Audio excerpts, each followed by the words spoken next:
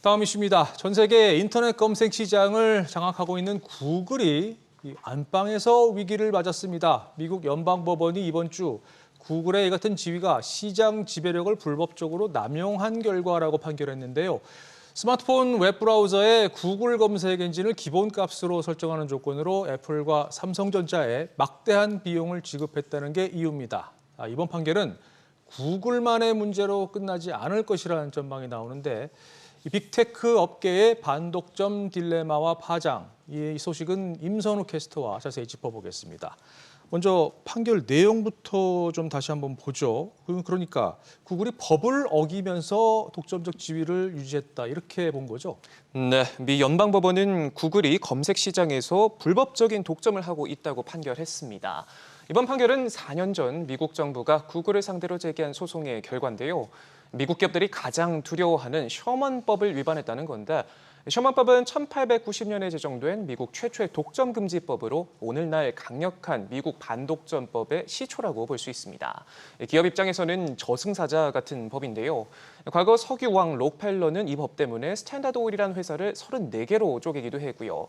통신공용 AT&T를 비롯해 IBM부터 마이크로소프트에 이르기까지 미국에 내도라 하는 기업들을 움츠러들게 한 막강한 법입니다.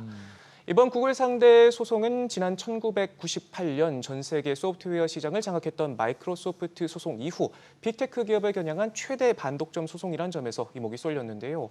주요 외신들은 이번 주에 나온 판결이 구글뿐만 아니라 다른 빅테크 기업들의 사업 방식을 근본적으로 바꿀 수 있을 만큼 큰 파급력이 있다고 평가하고 있습니다. 네, 다른 빅테크 기업들 입장에서는 이번 판결이 남의 일이 아닐 수도 있다 이런 얘기인데 구체적으로 그러면 구글의 어떤 점이 문제가 된 건가요? 네, 구글은 아시다시피 전 세계 검색 시장에서 압도적인 1위를 달리고 있습니다. 그렇죠. 시장 점유율이 90%가 넘는데요. 이 같은 독점 구조를 통한 광고 수익은 매출의 거의 대부분을 차지할 정도로 의존도가 큽니다. 지난 2분기 기준 전체 매출의 약 77%에 달하는 646억 2천만 달러, 무려 89조 원이 이 광고에서 나왔습니다. 미국 법원이 특히 주목한 부분은 구글이 자사 검색 엔진을 애플과 삼성전자의 스마트폰 웹브라우저에 기본으로 탑재하기 위해서 매년 수십억 달러를 지급해왔다는 점인데요. 구글이 지급한 금액은 260억 달러가 넘는데 우리 돈으로 35조 원이 넘습니다. 10년이 넘는 기간 동안 이 같은 관행을 통해 우위를 점하고 연간 우리 돈 400조 원이 넘는 매출을 챙기면서 시장 장악력을 돈으로 샀다는 겁니다. 그렇군요.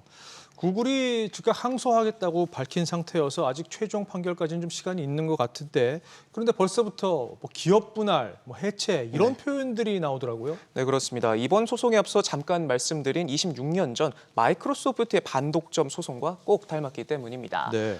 당시 미국 정부는 마이크로소프트가 인터넷 브라우저 익스플로러를 윈도우에 끼워 팔았던 점을 정조준했었는데 당시 1심은 마이크로소프트를 두 개의 별도 법인으로 분할하라는 판결을 내렸습니다. 항소심은 마이크로소프트의 공정한 경쟁을 보장할 조치를 명령하면서 2심 판결을 뒤집었지만 소송 과정에서 빌 게이츠 회장이 CEO직에서 물러나는 등 내상을 피하지는 못했습니다. 이 때문에 안방인 미국에서 독점 기업으로 낙인 찍힌 구글이 마이크로소프트의 전철을 밟을 수 있다는 분석도 나오고 있는 건데요. 미 법원이 21세기 들어 처음으로 빅테크의 규제 칼날을 들이대면서 1심 판결이 최종심까지 유지되면 구글이 반독점 칼날에 쪼개질 수 있다는 우려가 나옵니다. 네. 가뜩이나 인공지능 시대에 접어들면서 구글의 검색 시장 점유율은 경쟁사들로부터 거센 도전을 받으면서 조금씩 균열이 생기고 있는데 이번 판결로 가장 큰 돈줄인 광고 사업마저 강제로 매각되게 되면 구글은 더 이상 우리가 아는 구글이 아니게 될지도 모릅니다. 네. 자, 이번에 불거진 이른바 독점 유지 비용 이것 때문에 애플과 삼성전자에도 불똥이 튈 수 있겠어요. 네, 그렇습니다. 구글의 검색 엔진을 기본값으로 설정하는 조건으로 지난 2022년 애플은 200억 달러, 삼성은 60억 달러를 받은 것으로 알려졌습니다. 이번 1심 판결 결과가 당장 영향을 주진 않겠지만 최종심에서도 같은 판결이 나온다면 지금껏 받아온 수조 원 규모의 대가가 사라지면서 단기적 손실이 불가피해 보입니다. 그렇군요. 자, 앞서 구글뿐만 아니라 빅테크 전체를 향한 본격적인 규제의 첫 단추다 이렇게 전해주셨는데 네. 현재 다른 기업들도 소송에 휘말려 있죠? 네, 그렇습니다. 이 주요 외신들은 빅테크 권력에 대한 중대한 브레이크 신호탄이다 같은 표현을 썼고요.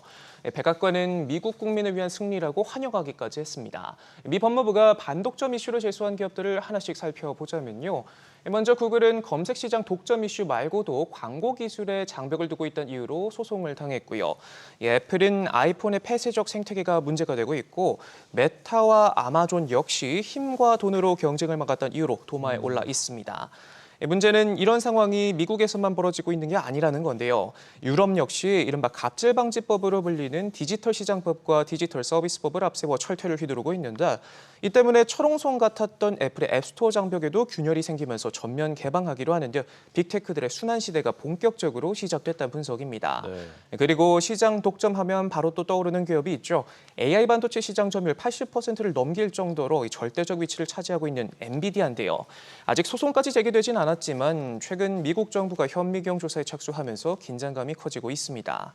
이렇게 각국 규제 당국이 압박 수위를 연일 높여가고 있는 상황에서 누가 먼저 대형 철퇴를 맞을 것이냐가 관심인데 독점을 양분 삼아 몸집을 불려온 글로벌 빅테크 지형의 엄청난 지각 변동을 예상해 볼 수 있겠습니다. 네, 엔비디아까지 소송에 휘말리면 이 메가톤급 파장이 예상되는데요. 임선우 캐스터 잘 들었습니다.